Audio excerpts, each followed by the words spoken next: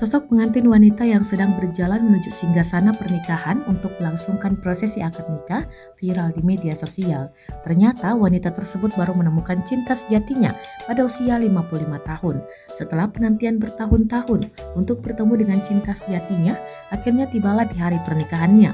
Video tersebut langsung mendapat berbagai respon dari warganet.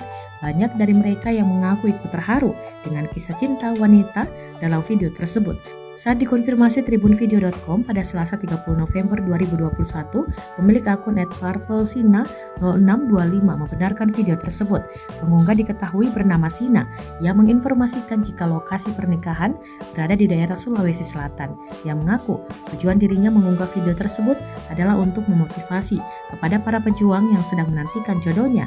Menurut Sina, saat ini banyak wanita yang merasa kurang percaya diri mengenai masalah jodoh karena faktor usia. Ia juga memberikan pesan bahwa jodoh adalah misteri Tuhan bagi siapapun yang sedang memperjuangkan jodohnya, khususnya bagi yang sudah menginjak usia 30 tahun. Sina percaya bahwa semua akan indah pada waktunya.